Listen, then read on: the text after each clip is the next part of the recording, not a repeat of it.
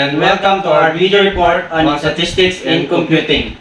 Today, we'll explore how statistical methods are applied within the realm of computing, from data analysis to machine learning and everything in between.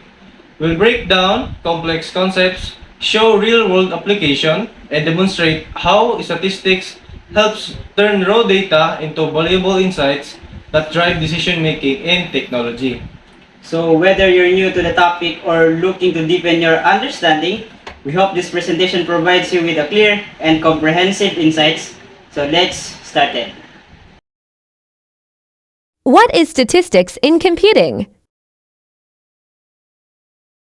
In computing, statistics play a crucial role in managing and making sense of data. They are used to analyze and summarize large amounts of data, helping to identify patterns and trends. This involves calculating measures like averages and standard deviation to describe data characteristics. Statistics also underpin many machine learning algorithms, which can rely on statistical methods to make prediction and classify information. For example, regression analysis can predict future values, while clustering techniques group similar data points together. Moreover, statistics are used to assess the performance of algorithms and software, helping to determine this accuracy and efficiency. This includes evaluating error rates in runtime to ensure the systems are working effectively. Overall, statistics provides a framework for understanding complex data, making informed decisions, and provide both the design and performance of computing systems. The focus of the study on statistics in computing. The focus of the study of statistics in computing is on how to effectively use statistical methods to analyze, interpret, and make decisions based on data within the context of computing. So this includes first data analysis. So applying statistical techniques to process and understand data collected by computer systems. Second is algorithm development, creating and improving algorithms that rely on statistical principles such as those used in machine learning and data mining.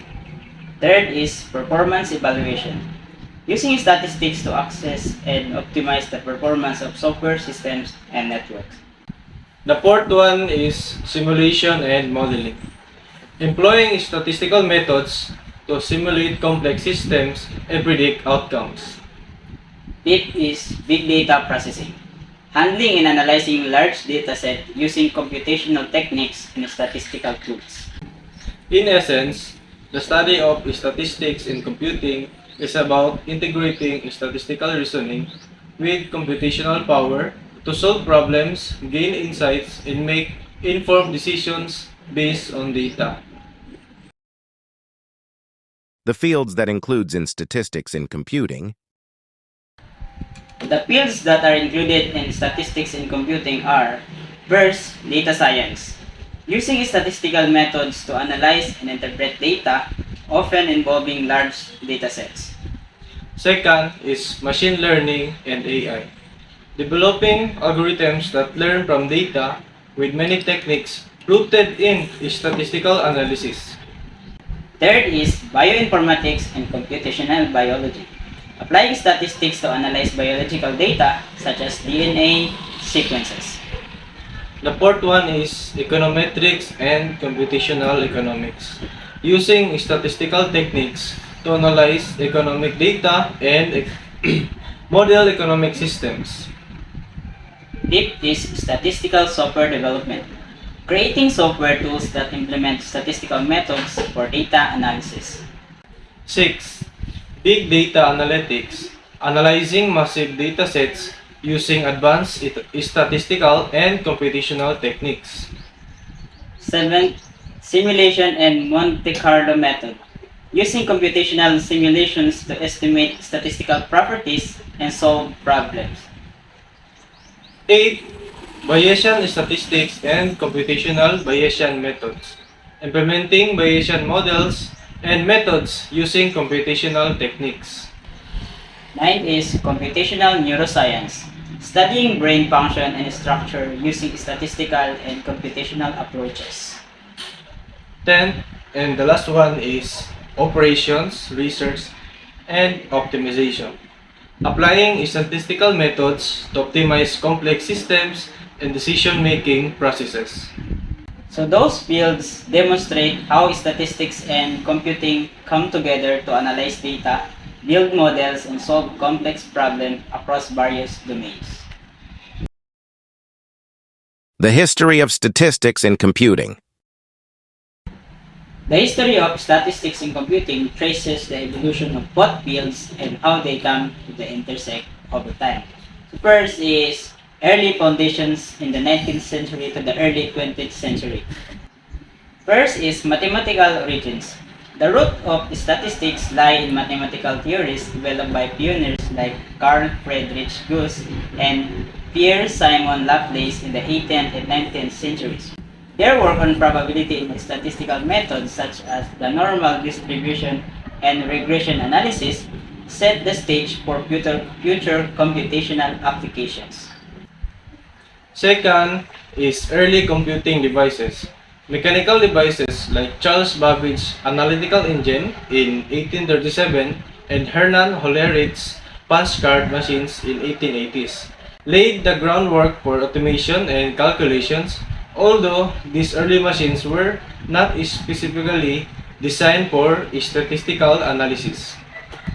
Number 2 is development of modern computing in the mid-20th century. So first is electronic computers. The invention of electronic computers like ENIAC in 1940s enabled the automation of complex statistical calculations such as those used for military purposes during World War II. Second is statistical software. The 1950s saw the creation of programming languages like Fortran, which allowed researchers to perform statistical analysis on computers, marking the beginning of modern statistical computing. Third is growth of statistical computing in 1960s to 1970s. First is statistical software packages. The development of software like SPSS in 1968 and SAS in 1970s made statistical analysis more accessible, allowing researchers to run complex statistical tests on data using computers. Second is mainframe computing.